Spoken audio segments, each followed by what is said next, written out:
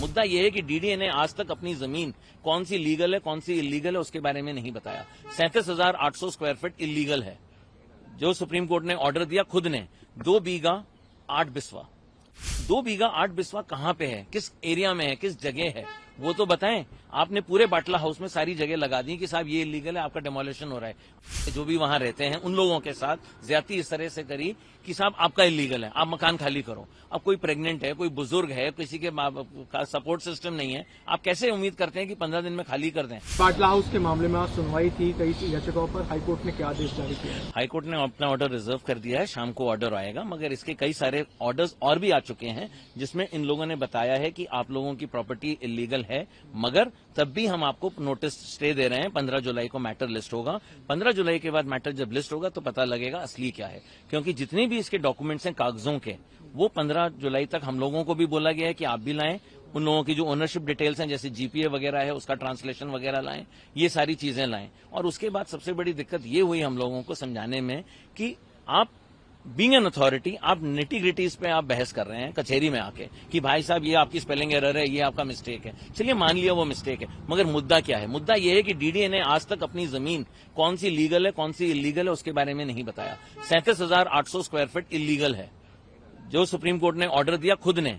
2 बीघा 8 बिस्वा, तो 2 बीघा 8 बिस्वा कहां पे है, किस एरिया में है, किस जगह है, वो तो बताएं। आपने पूरे बाटला हाउस में सारी जगह लगा दी कि साहब ये इलीगल है, आपका डेमोलिशन हो रहा है। आपने क्या किया? सारे मुसलमान भाइयों के साथ या जो भी वहां रहते हैं उन लोगों के साथ ज्यादती इस तरह से करी कि साहब आपका इलीगल है, आप मकान खाली करो। अब कोई प्रेग्नेंट है, कोई बुजुर्ग है, किसी के सपोर्ट सिस्टम नहीं है, आप कैसे उम्मीद करते हैं कि 15 दिन में खाली कर दें। आपने नोटिस लगाई 28 तारीख को, नोटिस की डेट है 26। चलिए हम लोग आए सुप्रीम कोर्ट, रजिस्ट्रेशन में हम लोगों को जितनी दिक्कत हुई, क्योंकि हाईकोर्ट में जो रजिस्ट्री है वो प्रेशर में काम कर रही है, क्योंकि कई सारे मैटर्स हैं।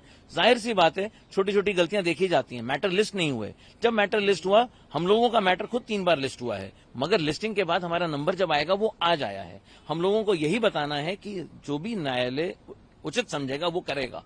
सबसे पहले राहत दें, उसके बाद ये देखे कि हम लोगों को क्या चाहिए और किसकी लीगल है किसकी इलीगल है।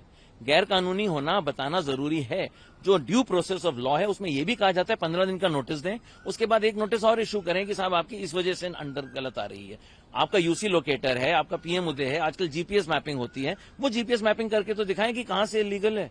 आप अपने सर्वे रिकॉर्ड्स दिखाएं, सर्वे लैंड दिखाएं कि साहब ये 279 में इतना एरिया है, इतना एरिया पीएम उदय के पास है, इतना एरिया वाटर वर्क्स के पास है जो यूपी गवर्नमेंट का है, और उतना एरिया डीडीए का है। वो सारी चीजें जब तक आप नहीं बताओगे तब तक आप कैसे उसको मैनेज करोगे। आप ये तो है नहीं कि आपने कह दिया कि साहब ये इलीगल है, अब आपने भेड़ चाल की तरह पूरे एरिया को बता दिया कि सब कुछ इलीगल है, मगर वो है क्या वाकई? इसी बात का हमारा तवज्जो। तो हमारे पास 3 क्लाइंट्स थे जिन तीनों का हम लोगों ने आज केस लड़ा। इसके अलावा कम से कम 15-20 याचिकाएं और पेंडिंग है सुप्रीम कोर्ट, हाई कोर्ट में।